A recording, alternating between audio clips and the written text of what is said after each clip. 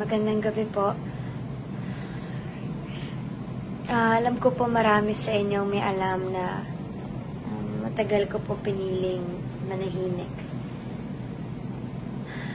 Bakit? Kasi kagaya po ng iba sa inyo, natakot po ako.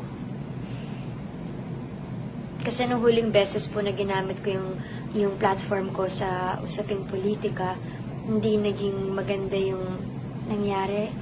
Naging dramatic po yung experience ko noon. Kagaya po ng nararanasan ngayon ng ibang mga artista na nagsalita. Ang dami pong pag-atake, ang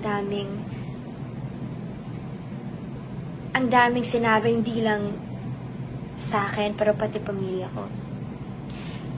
Kaya sinabi ko po nun sa sarili ko na yun na yung huling beses na magsasalita ako sa ganong usapin kasi ayoko nang maulit yun. Pero ngayon, dito po ako kasi pakiramdam ko pakiramdam ko kahit wala man kasiguraduhan na marinig to, at least may ginawa ako. Pakiramdam ko kailangan kong maging boses ng iba. Kaya, andito po ako, pinipili kong magsalita kasi nagpatong-patong na yung mga dahilan.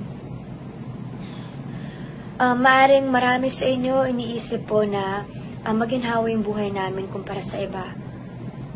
Opo, pero hindi po doon nagtatapos yun eh.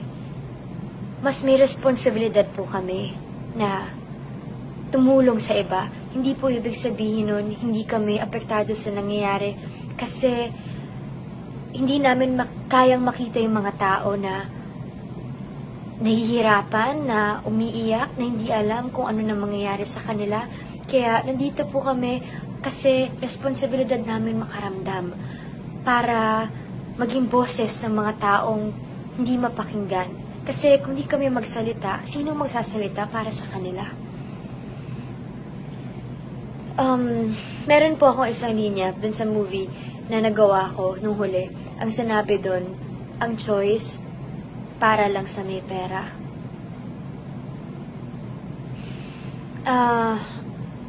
Nung isang buwan po akong namuhay kasama yung mga OFW sa Hong Kong, dun ko po napatunayan at dun ko lalong nakita kung gaano kahirap ang buhay.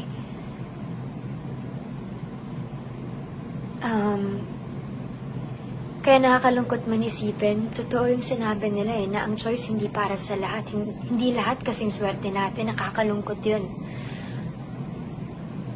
Tapos ngayon, yung pong pagkawala ng pagka-shutdown ng ABS-CBN, sa ginawa nilang yun, mas binawasan pa natin yung pagpipilian ng mga kababayan natin. Alam po natin na marami sa lugar sa Pilipinas ang tanging channel na meron sila, nasasagap lang nila ay ang ABS-CBN. Sa panahon po ngayon ng pandemya na kailangan po natin ng impormasyon maya't maya.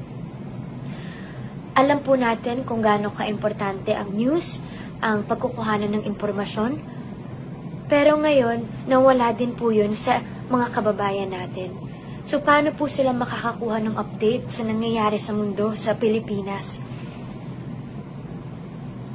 Pangalawa, sa hinaharap po natin ngayon, alam natin kung gaano kahirap ang pinagdadaanan ng lahat. Na yung tanging nagpapasaya sa kanila o yung isa sa mga bagay na nagpapasaya sa kanila, yung libangan nila sa panunood. Pati po yun, naalis sa kanila.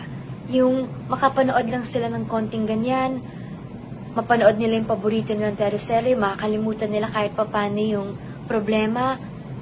Yung libangan na yun, pati yun, ngayon napagkait na rin sa kanila. So, impormasyon, libangan. Ito yung panahon po na dapat wala tayong mapag-iwanan na Pilipino. Ito yung panahon na dapat magtulong-tulong tayo. Kaya nananawagan ako sa mga tao na may access sa impormasyon. Sana alamin natin kung ano yung nangyayari. Alamin natin kung bakit namin pinaglalaban to, kung bakit paulit-ulit namin sinasabi na walang nilabag na batas ng ABS. Tulungan nyo kami na ipaintindi sa iba kung saan kami nanggagaling. Sana matuto tayong makaramdam para sa 11,000 empleyado na nanganganib mawalan ng trabaho. Matuto tayong makaramdam sa ilang milyong Pilipino na nawalan ng libreng access sa impormasyon at libangan. Huwag na po natin palalain ng inequality. Ang choice, hindi lang yan dapat sa may pera. Magtulungan tayo. Ngayon po, baka sinasabi niyo na pinipili namin magsalita kasi pangalawang tahanan na namin ng apektado. Pero hindi lang po kasi yun yung issue. Una, issue din po ito ng labor issue. Kasi ilang libong empleyado yung nawalan ng trabaho kahit na wala naman silang nilabag na batas. Issue din po ito ng public health. Kasi yung impormasyon na pinagkukunan nila para protektahan yung mga sarili nila nawala. At lastly, issue din po ito ng press freedom. Kasi nawalan sila ng paraan para magpahayag. Kaya nananawagan po ako sa mga kinaukulan na sana bigyan natin ng atensyon yung mas kailangan, yung pong mas makakabuti para sa nakakarami. Tayong mga Pilipino, sana matuto tayong manindigan sa kung anong tama.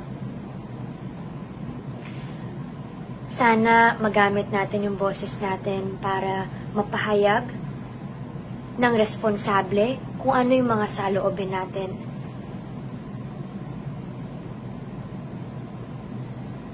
At sa mga kabataan, sana huwag kayong matakot. Kasi kagaya nyo din ako, natakot ako. Pero kung hindi kasi tayo magsasalita ngayon, sino? Tayo yung magmamano ng Pilipinas, kaya may karapatan tayo. Samahan niyo po kami magdasal na sana maging okay na lahat, sana matapos na lahat to, at sana maayos lahat sa tamang proseso at mapag-usapan ng maayos. Ayun lang po. Salamat po sa pakikinig. Ako po si Catherine Bernardo, isang artista, isang Pilipino. Huwag po sana natin kalimutan kung anong tunay na kalaban. Laban ka, pamilya.